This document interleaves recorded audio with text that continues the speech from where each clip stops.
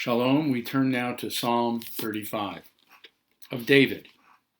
O Lord, strive with my adversaries, give battle to my foes. Take up shield and buckler, and come to my defense. Ready the spear and javelin against my pursuers. Tell me, I am your deliverance. Let those who seek my life be frustrated and put to shame. Let those who plan to harm me fall back in disgrace. Let them be as chaff in the wind, the Lord's angel driving them on. Let their path be dark and slippery, with the Lord's angel in pursuit. For without cause they hid a net to trap me. Without cause they dug a pit for me. Let disaster overtake them unawares. Let the net they hid catch them.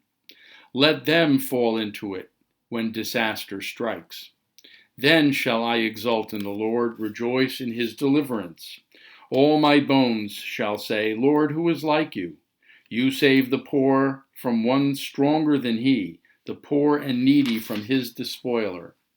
Malicious witnesses appear who question me about things I do not know. They repay me evil for good, seeking my bereavement. Yet, when they were ill, my dress was sackcloth. I kept a fast. May what I prayed for happen to me. Walked about as though it were my friend or my brother. I was bowed with gloom like one mourning for his mother. But when I stumble, they gleefully gather. Wretches gather against me. I know not why. They tear at me without end. With impious, mocking grimace, they gnash their teeth at me. O Lord, how long will you look on? Rescue me from their attacks, my precious life from the lions, that I may praise you in a great congregation, acclaim you in a mighty throng. Let not my treacherous enemies rejoice over me, or those who hate me without reason wink their eyes. For they do not offer amity, but devise fraudulent schemes against harmless folk. They open wide their mouths at me, saying, Aha, aha, we have seen it. You have seen it, O Lord. Do not hold aloof. O Lord, be not far from me. Wake, rouse yourself for my cause, for my claim, O my God and my Lord. Take up my cause, O Lord my God, as you are beneficent, and let them not rejoice over me. Let them not think, Aha, just what we wished. Let them not say, We have destroyed him. May those who rejoice at my misfortune be frustrated and utterly disgraced. May those who vaunt themselves over me be clad in frustration and shame. May those who desire my vindication sing forth joyously. May they always say, Extolled be the Lord, who desires the well-being of his servant. While my tongue shall recite your beneficent acts, your praises all day long. If you asked me what my favorite movie of all time is, I do not even have to hesitate. My answer is The Godfather.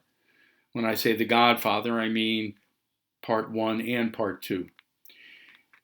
And there is a way of looking and thinking about human relationships that I often refer to as the Godfather mentality, but it's really nothing very much different than the old quid pro quo idea. I do you a service, I do you a favor, I expect you to do me a service or a favor in return. If the time comes when I need you after I've done something for you and you're not there for me, then I will harbor bitter resentment and anger against you because you didn't repay me for the acts that I committed for you. And that is a quid pro quo kind of mentality. It is a Vito Corleone kind of Godfather mentality.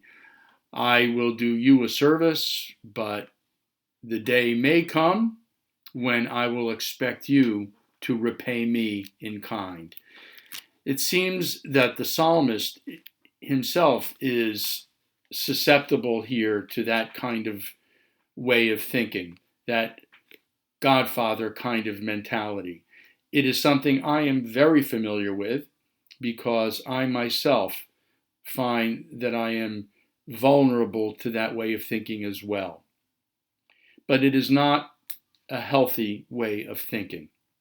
The psalmist says, when they were ill, namely my enemies, or people who set themselves against me, no matter what, I mourned for them, I fasted for them, I prayed for them, I was bowed in gloom, I treated them as if I were treating a brother who was suffering or under duress or in trouble.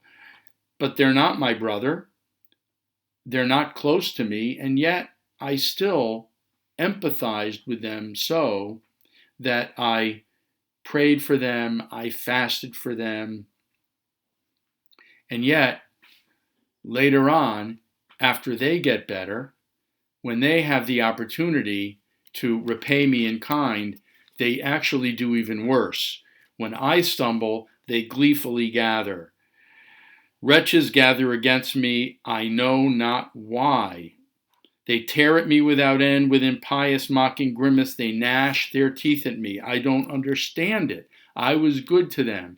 I helped them out. I was there for them when they needed me. And not only are they not there to help me when I need them, but even worse, they mock me. They laugh at my suffering. They care not for what I am going through.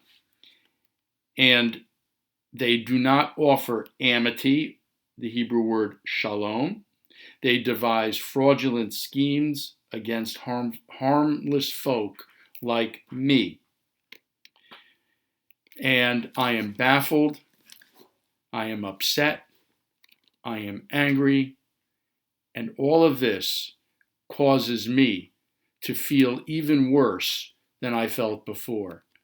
Not only have I been suffering, let's say, from despair caused by misfortune, whatever that misfortune may be, but when the people who I expected to be there for me aren't there, or even worse, if I perceive that they are mocking me or not caring about me or laughing at me or even set themselves against me, then I react in a way that actually compounds the difficulty, inflames my insides, makes me even sicker than I already am. It adds to my suffering needlessly, all because of that Godfather quid pro quo mentality. But the psalmist ends the psalm on a different note. He says, may those who desire my vindication sing forth joyously. May they always say, extolled be the Lord who desires the shalom, the well-being, the peace, the inner health, spiritual well-being of his servant.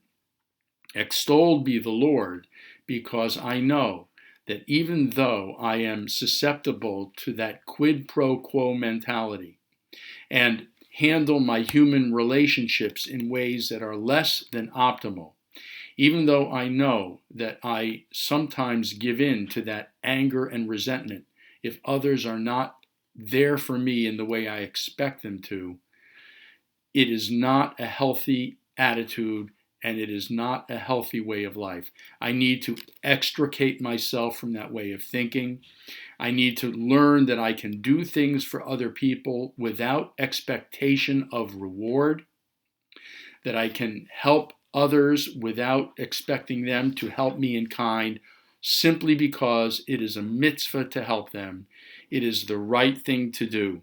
And knowing that and believing that, God will provide me with an inner sense and feeling of well-being, of inner health, and of inner peace.